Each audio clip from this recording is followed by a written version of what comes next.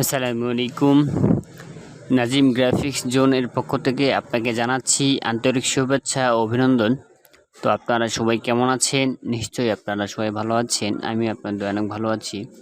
তো আজকে আপনাদের সামনে একটি লোগো ডিজাইন নিয়ে কথা বলবো এবং A to Z logo design আপনাকে করিয়ে দেখাবো যে আপনি এই ডিজাইনটা আমরা কিভাবে করেছি। আপনারা খুব সহজে করতে পারবেন। যদি আপনি একটু সময় কাজে লাগান তাহলে করতে পারবেন। আপনি যদি একটু সময় কাজে লাগান তাহলে এই ডিজাইনটি খুব সহজে করতে পারবেন। তো আমি কিভাবে করেছি আপনাকে একটু যদি দেখাবো। তো ডিজাইনটি করার জন্য আমরা এখান থেকে টাইপ টুল সিলেক্ট করে আমরা লিখব TN। লেখার পরে আমরা এটাকে একটু জুম করে দিচ্ছি, বড় করে দিলাম। দেওয়ার পরে আমরা এটাকে রাইট ক্লিক করে ক্রিয়েট আউটলাইন করব। রাইট ক্লিক করে আমরা আনগ্রুপ করব। করার পরে আমরা এখান থেকে একটি শেপ ক্রিয়েট করব। তো এরকম একটা শেপ ক্রিয়েট করলাম। দেন আমি ফিল কালারটা অফ করে দিচ্ছি, স্টক কালারটা দিলাম। দেওয়ার পরে আমরা এই অবস্থা রাখার পরে আমরা ডাইরেক্ট সিলেকশন টুল সিলেক্ট করে আমরা এটাকে ক্লিক করব এবং আমরা শিফট চেপে ধরে এটা ক্লিক করব এবং আমরা অ্যারো দিয়ে আমরা এটাকে বাড়িয়ে নেব। এতটুকু পর্যন্ত রাখলাম এবং আমরা এটার উপর ক্লিক করব। আমরা এটা সিলেক্ট করে আমরা এটাকে আবার এই পর্যন্ত বাড়িয়ে নেব। আমরা এটা সিলেক্ট করে আমরা এটা এই পর্যন্ত বাড়িয়ে নেব।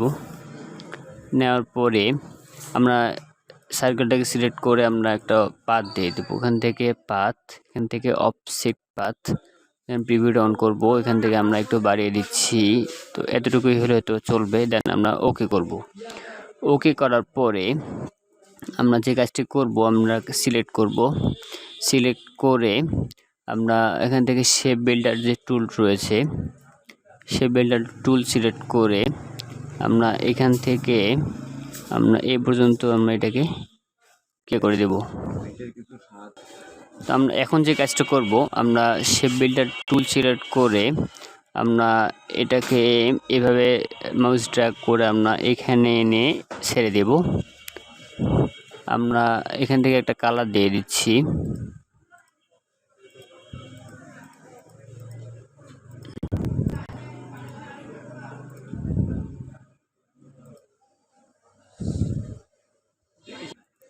আমি একটা কালার দিয়ে দিলাম। তো আমি এটা কালারটা একটু চেঞ্জ করে দিই। হ্যাঁ, তো এতটুকু হলে চলবে। আবার আমি সিলেক্ট করব। সিলেক্ট করে আমরা আবার শেপ বিল্ডার টুল সিলেক্ট করব। করার পরে আমরা এখান থেকে আমরা এই পর্যন্ত রাখলাম। রাখার পরে আমরা এই কালারটাও আমরা চেঞ্জ করে দেব। তো আমি এই কালারটা আপাতত রাখছি। খুব সহজে আমরা এরকম একটা ডিজাইন করতে পেরেছি। আমরা সিলেক্ট করে এটাকে আমরা সরিয়ে দিব।